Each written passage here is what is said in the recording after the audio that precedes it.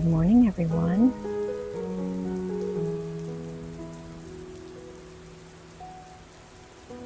Welcome back to my garden.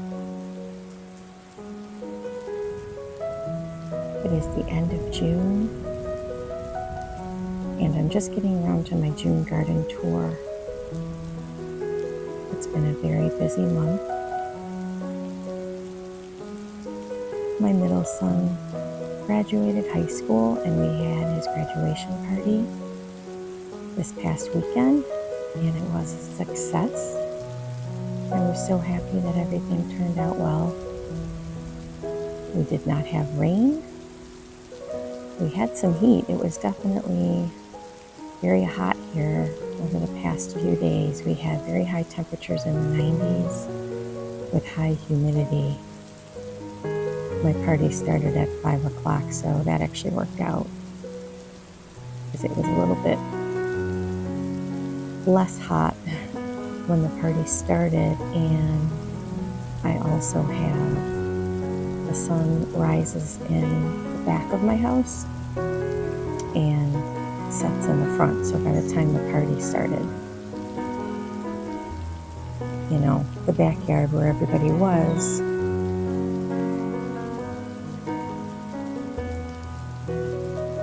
a little cooler and shaded.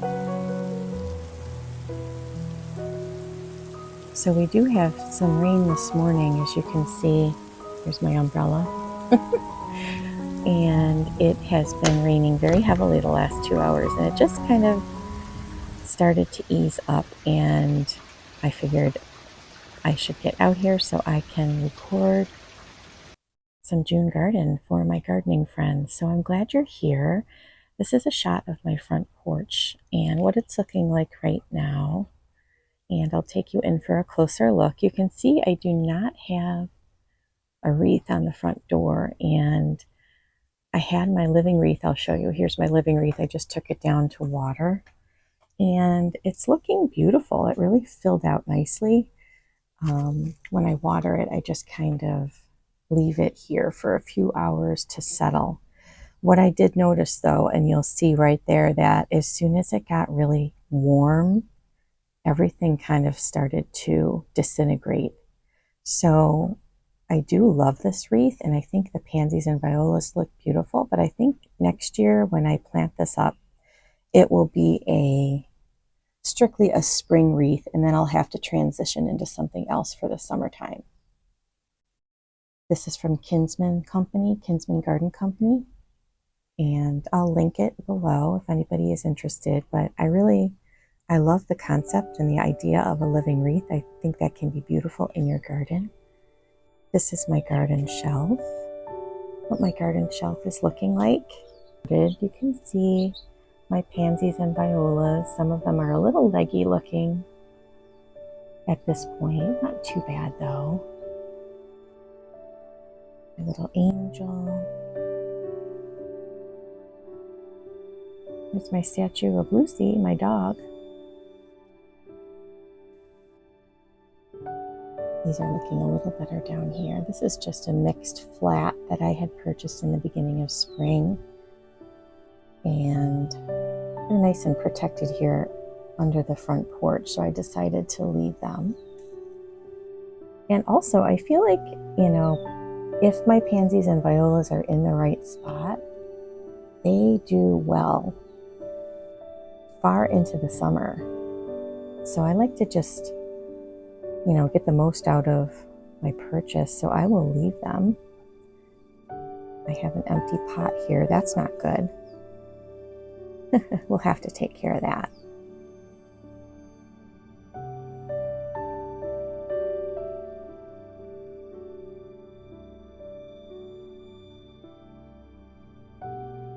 There's some pots that I just did for the summer, and I think this one in particular can transition into the fall very nicely. I just have a grass here. I'm going to forget some of the names, so let me just take a look.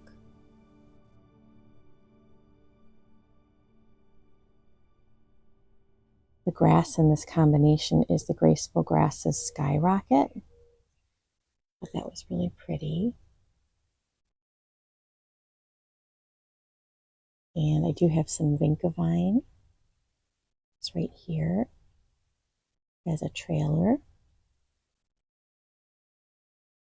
I also have some Proven Winners Super Bells Coral Sun, and it's starting to fill out. And hopefully by the end of summer, it will be, a very lush mound in this container.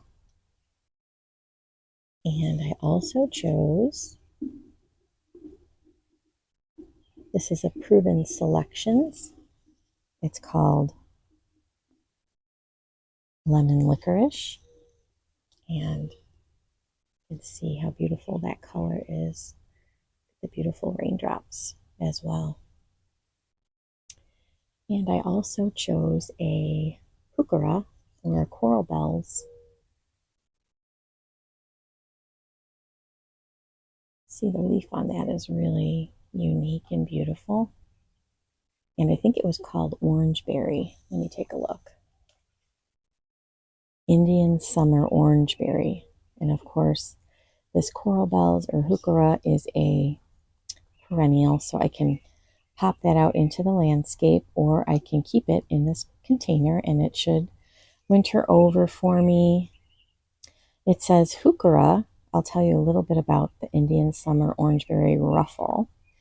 Heuchera is also known as coral bells because of the small bell-shaped pink flowers that rise above the foliage on their upright stems. Orange ruffles has attractive glossy orange ruffled foliage with deeper orange undertones. This compact forming perennial adds colors to borders and rock gardens. It also looks good in containers or combos. It's a great choice to attract pollinators to the landscape, and it has good heat and sun tolerance. And this particular variety can be grown, it says on this tag, in minimal shade. So that is the Indian summer orangeberry coral bells, and I'll just kind of give you a closer look at that.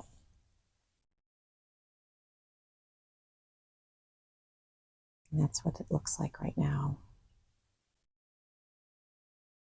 Coming down to this next container, this one I kind of filled with some pink. I have the bandana pink lantana. And see how pretty that one is.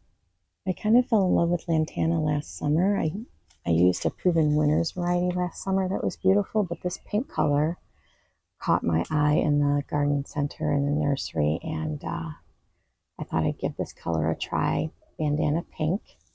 And I also have an accent here. This is the Proven Winners, Proven Accents Icicles. It's called, let me back up a little bit here.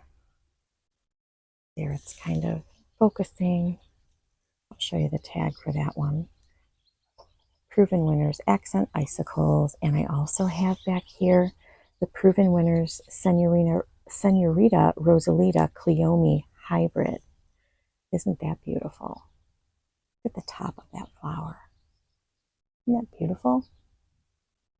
And that one gets 24 to 48 inches tall. So that's my thriller in this container. Here, I'll show you the tag on that one.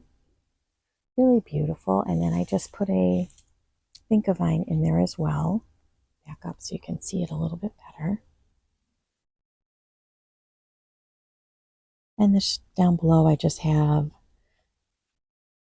some violas and pansies. These are not looking too good. You can see I've had those in for quite a while. And just a salmon pink geranium, which I could probably come in deadhead a little bit, but you can see how beautiful that color is. And how beautiful that leaf is too. I love when everything has raindrops on it. And here's the other side, just with some more pansies and violas. These look a little bit better over here. They just got a fresh drink of water. And here's my Gerber daisy that's been blooming beautifully from my niece Samantha. And it's just a cream colored Gerber daisy. And I just have the similar containers that I just showed you on the opposite side that will fill in this summer. I love this one because, like I said, it can transition to fall as well. Really beautiful.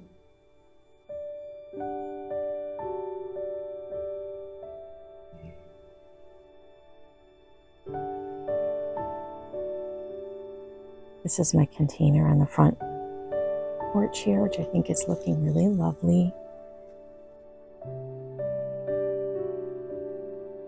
I did just a purple fountain grass, which is an annual in my zone. Let me just make sure that's what I did. Yep, the graceful grasses, purple fountain grass. I also have some banana cherry. I ended up going back to the nursery because I love this banana cherry petunia. So I got another little container of those. I had to stick those somewhere. Isn't that beautiful? And some you'll get more yellow in the flower. Others you'll have more cherry that'll reach deeper into the center. It just depends. But those are just beautiful. I love them. And some creeping Jenny. As you can see, I have some English ivy. And that is the glacier, English ivy glacier. And I also put my favorite coleus right now is the Sedona Sunset. And this is from Proven Winners. It's from their Color Blaze series. They have several coleus in their Color Blaze series that really provide some beautiful color and look beautiful all season long, and that will grow up very tall. Let's see, what does it get in terms of height? That one gets 24 to 40 inches tall. Wow, yeah, it got pretty tall last year. So by the end of summer and into fall, I can expect that this container will look just gorgeous. Again, this is another one that can transition into the fall. We'll see how the petunias do, but everything else will be gorgeous.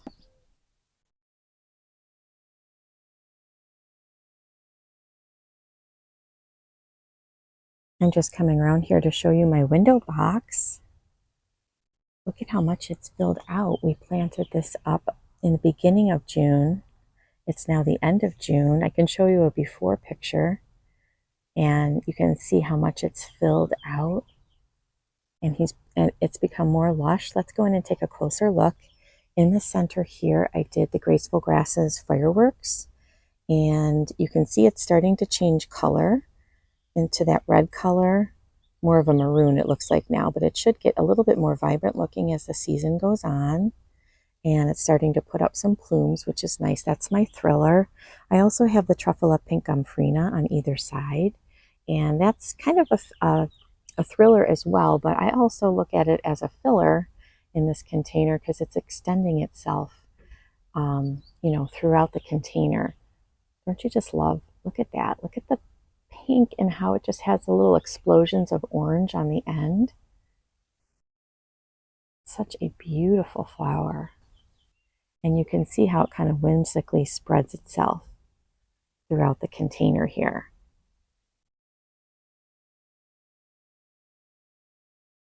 Waiting for my camera to focus again here. Let's focus. There we go. And I have a lot of pansies and violas in here still.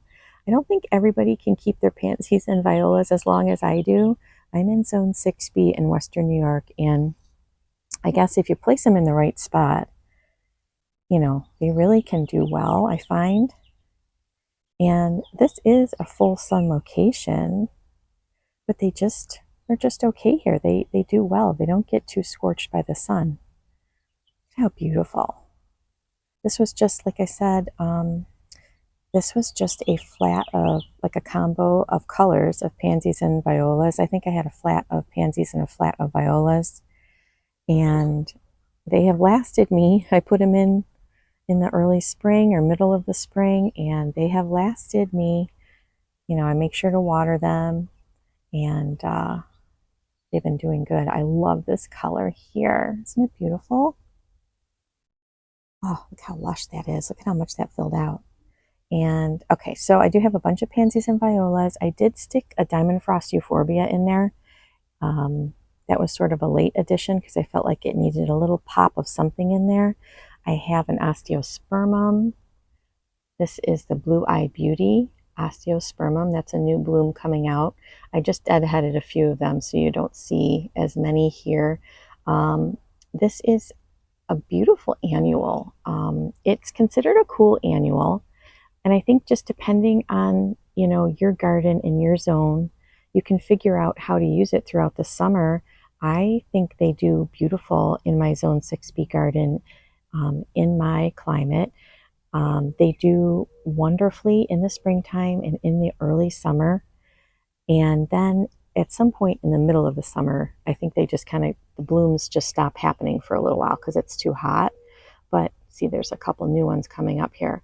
But as soon as the temperatures start to shift, which is usually for me in August, they take off again and they are gorgeous. So I like them for my summer containers. I think they're really beautiful. So, you know, there's a lot of different varieties, a lot of different colors.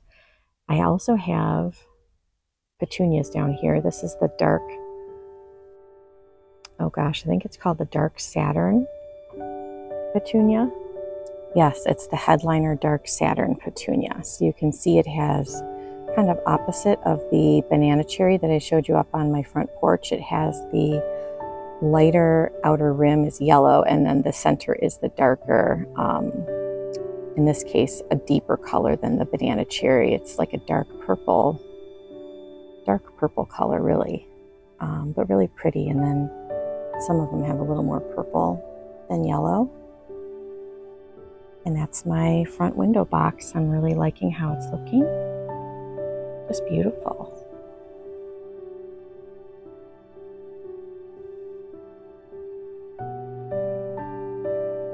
You can see here there's just a little bit of a pansy that reseeded itself and is quite happy just by my stone steps here.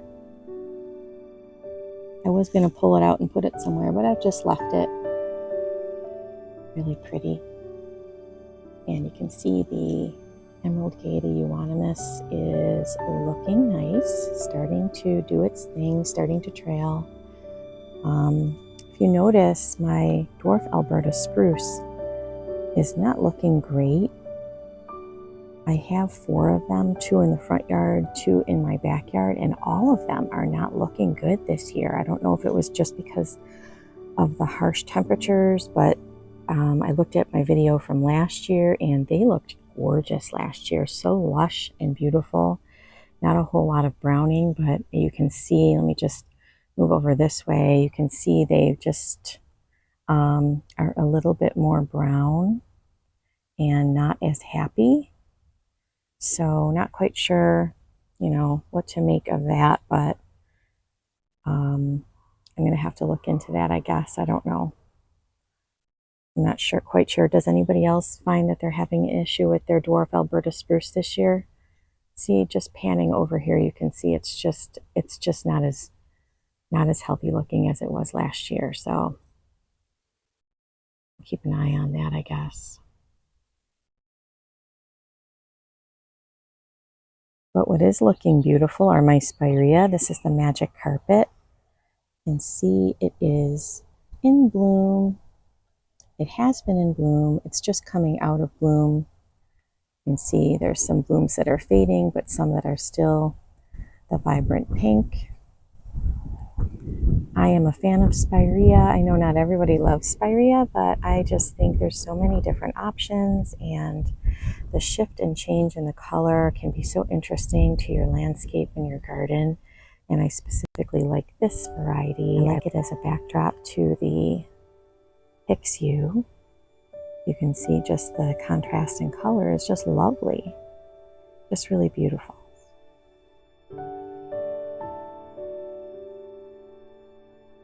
Just a really pretty accent in my garden that I'm really enjoying that.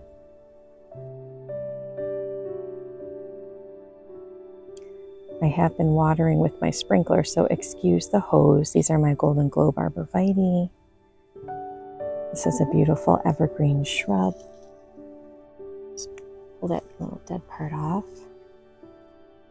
These are looking gorgeous. And the Stella de Oro daylily, which you either love them or you hate them. I don't think I love or hate. I'm kind of in between. But they're looking beautiful right now. They are in bloom. Just got a beautiful drink. They are in bloom, and I think they look beautiful with the Junior Walker catmint that I have them paired with.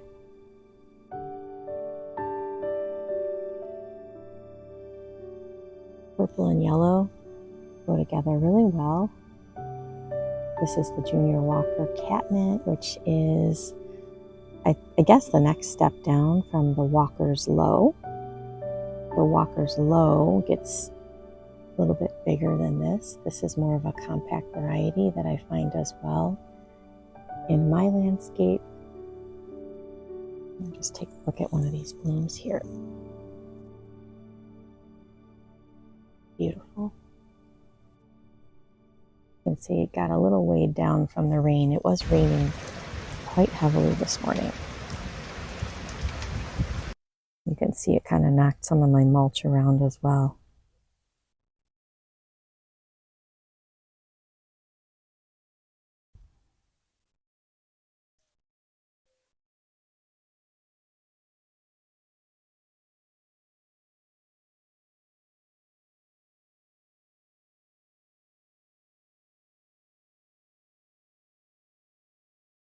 I also wanted to show you, this is the Flaming Carpet sedum, which doesn't it look cool?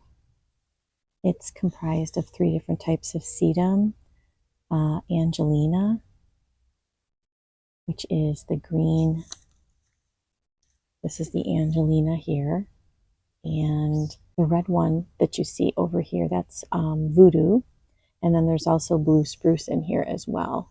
And this tall one here, I guess this is some Angelina that has grown really big and has started to flower, which normally I would pick these off, but I don't know, I thought they looked kind of cool. Let me step back and show you.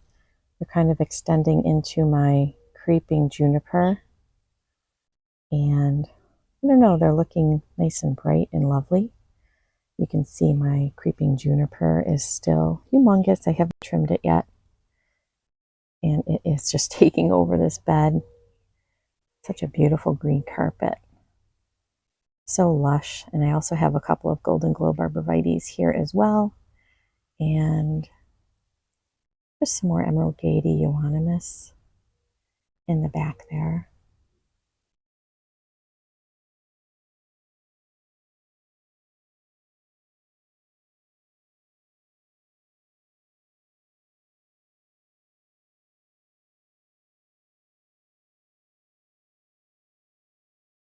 I love how the juniper kind of is starting to creep over the rock as well.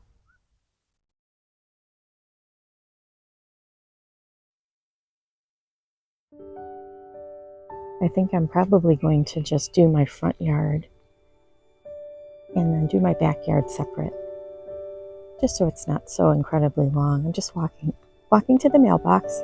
I'll show you what I've got going on here. Just a bunch of sedum. I'll put the names. This one here is Lime Zinger. That's looking beautiful. I'll put the name of this one. I don't remember quite what it is offhand, but they're starting to grow and spread and look beautiful. I've got the little blue stem grass in the back there. It's starting to come up, and I have 3 ballerina sea thrift. I think it's the ballerina lilac sea thrift. I'll be sure to put the name down. I planted these in the springtime and they were looking lovely, and I just cut them back and they're starting to shoot up some new blooms again. Aren't they adorable? Really sweet. Almost like a little ornamental grass with flowers that come up. And this is my favorite sedum probably that I have in my yard. I even like it better, a little bit better than the Flaming Carpet for some reason. I'll put the name on the screen. This one's just lush and beautiful and getting nice and full. And this is a bed that I always say needs work, and it does. And Haven't gotten around to that yet, but look at this beautiful Colorado spruce tree and the growth on the end. Look at that contrasted new growth. Isn't that absolutely magnificent? These are the beautiful things about gardening. I mean, who could not love that? That contrasted color, the blue tips. Oh my goodness, just gorgeous. So that's really standing out in my garden right now. Very tall tree, evergreen tree.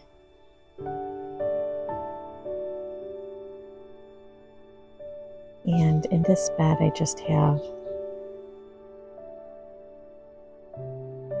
my geranium roseanne. They're looking beautiful. They've just been really rained on, but they've been blooming great and really filling out. And I have the wine and roses weigela right there, and just some ornamental grasses.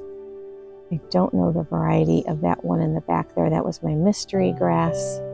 And I will put the name up of this grass. This is one that's just starting to come up. Obviously, it needs to be divided desperately. I did clean up this area last year. I took out one of the huge grasses that was infested with weeds and just planted a little clump. I think I planted a little clump of the mystery grass, so that one's coming up. And my geranium roseanne, I have a few more of those. Look at the contrast against the blue of the Colorado spruce. Just beautiful. My wine and roses weigela, very late coming up this year. It's the end of June, and this is all we have. I'm not really loving this plant lately. It's getting to look very woody as well. I know I need to make a change with that. It'll happen in time.